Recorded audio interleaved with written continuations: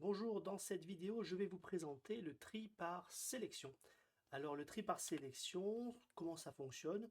Moi, j'ai une façon de le représenter, c'est pas très compliqué. On peut imaginer des nombres, ça peut être autre chose que des nombres, hein, et qu'on veut trier. Alors, ce qu'on peut imaginer, c'est donc de recopier ces nombres dans un tableau. Donc ici, c'est le tableau pas trié, et là, on veut le tableau trié. Ce qui vient naturellement, c'est de choisir le plus petit des nombres et de le recopier ici. Du coup, ce plus petit des nombres, il n'est plus là-dedans.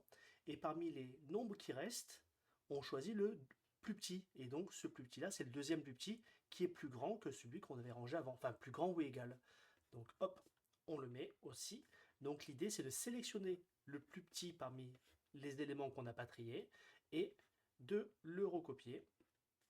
Et on recommence, ainsi de suite, jusqu'à ce qu'on ait tout parcouru. Et là, on a un tableau trié. Bon, ça, c'est le principe. Alors, comment on peut faire ça en Python? Donc, en Python, on peut imaginer un tableau de valeurs. Donc, comme je vous dis, c'est des nombres, mais ça peut être des lettres, ça peut être des couples, ça peut être des tableaux, ça peut être autre chose, quoi.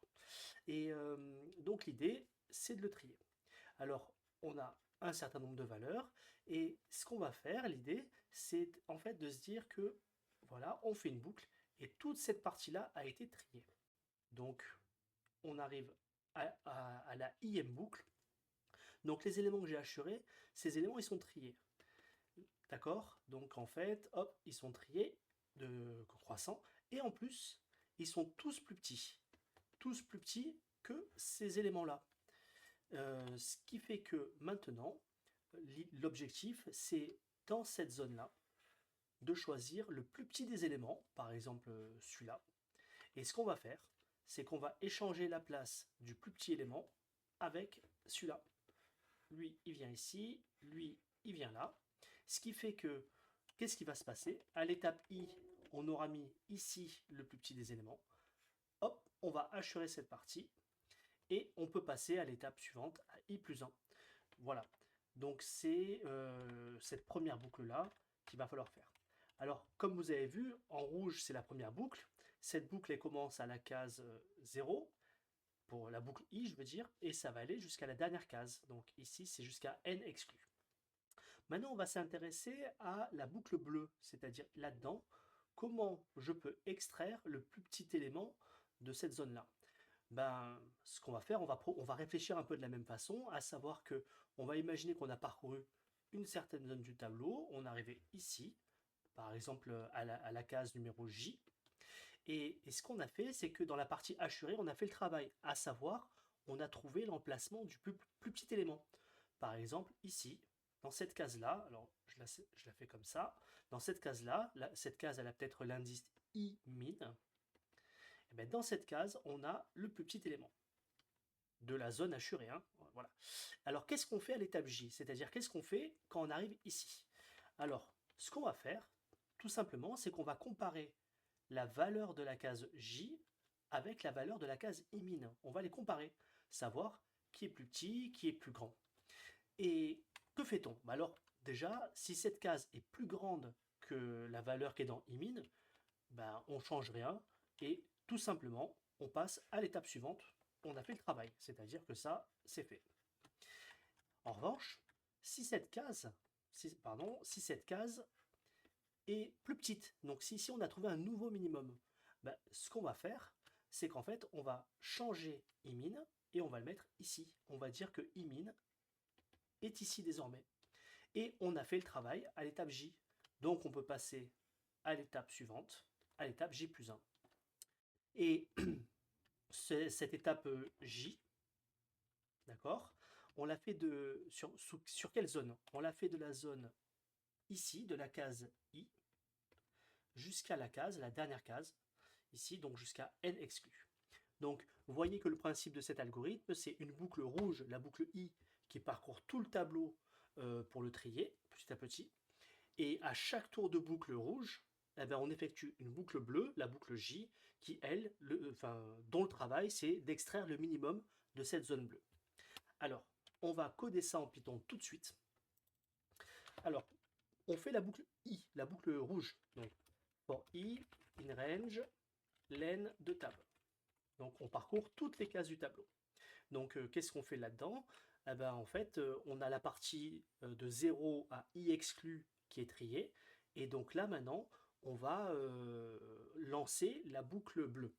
Alors, avant de commencer la boucle bleue, il faut bien commencer par le minimum, la case qui contient la plus petite valeur. Alors, initialement, on va faire ça en disant que imin, donc l'indice de la case la plus petite, eh ben, ça va être la case i. Vous voyez bien que dans la partie bleue, ici, on va prendre cette première case et on va dire que le min, le premier min, il sera ici.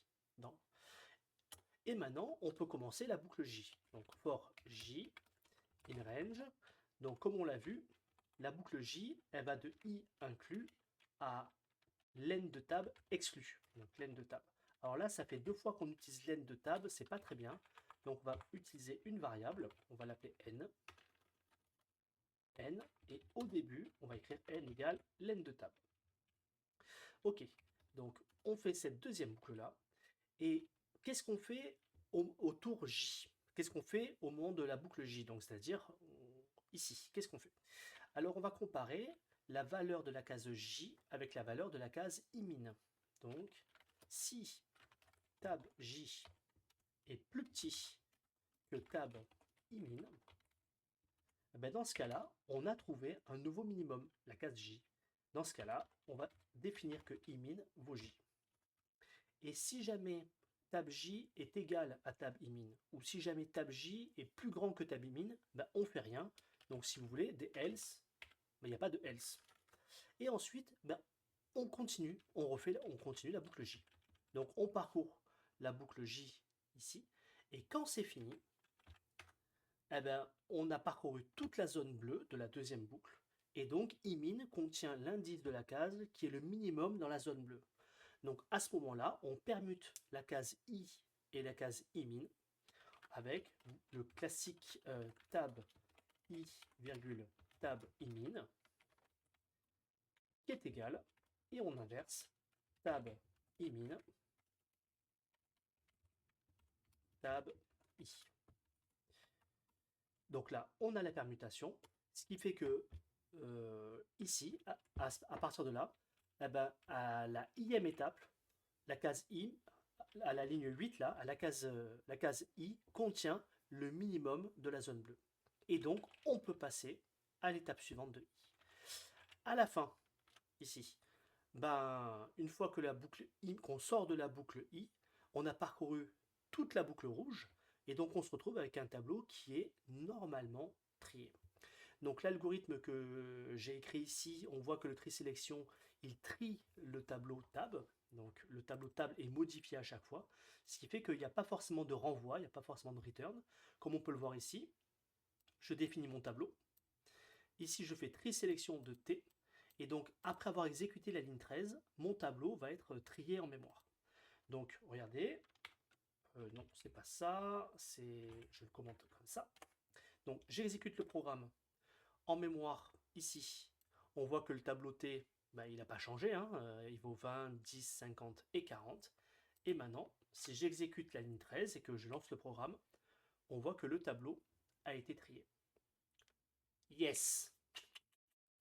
Allez,